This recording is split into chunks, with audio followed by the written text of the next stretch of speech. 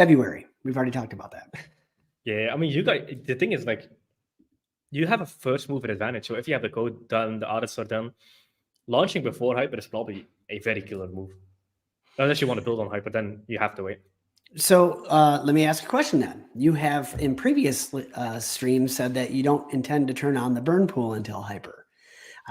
One of my questions is, are you willing then to turn on the burn pool if somebody launches a TitanX burn protocol before Hyper? Yes, that is a very interesting question. What I've noticed is a lot of developers have been smart enough to figure out something that I've figured out with Hyper as well, is burning TitanX and some protocols actually is not the right move. Because, for example, with Hyper, you're going to be able to spend liquid TitanX, you're not going to burn it, spend liquid TitanX, and the Hyper protocol uses it to buy and burn Hyper. Now, you can't use it to buy and burn your protocol. And so here's exactly how a Hyper would work. You mine Hyper with liquid TitanX, as you would on TitanX with a wrapped Ethereum. You would just use TitanX only. Mhm. That TitanX will get sent to the buy and burn smart contract, and then it would buy Hyper through the TitanX Hyper liquidity pool. So it swap TitanX for Hyper, which doesn't hurt the TitanX wrapped Ethereum price.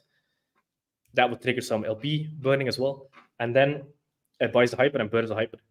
You can only use a buy and burn if you have liquid TitanX available in your smart contract that can be used to buy and burn.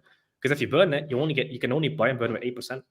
So a lot of the protocols have figured out, like, maybe it's actually a really good idea to not burn the TitanX, but use it as a one liquidity tool to buy and burn, staking rewards, etc.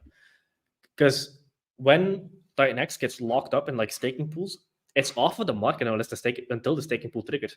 And then the buy and burn, it's off the market until the buy and burn triggers. And when it buy and burns, for example, when TitanX would buy and burn, buy Hyper through the TitanX Hyper pair, that TitanX that goes into that pool is locked unless somebody buys Hyper and then dumps it in the pool to get access to the TitanX. So it actually acts as locking mechanisms in all these liquidity pools. Mm-hmm. It is very interesting. A lot of developers have figured it out. Like, it might not be the best idea to burn. So for some protocols, it definitely makes sense. But then, like, for example, with Dragon, what they're doing is people commit TitanX to the smart contract, and then that smart contract creates a max length stake, and then uses the Ethereum to buy TitanX off of market, swap it for Dragon, and then burn the Dragon. And the other 50% of the Ethereum from the staking rewards, it buys TitanX off of market and creates another stake. So it becomes a perpetual buyer into infinity. And when the stake ends, it restakes. Jeez, there's so much. It's a really good idea. It's crazy. Yeah. All right. I think we got through most of the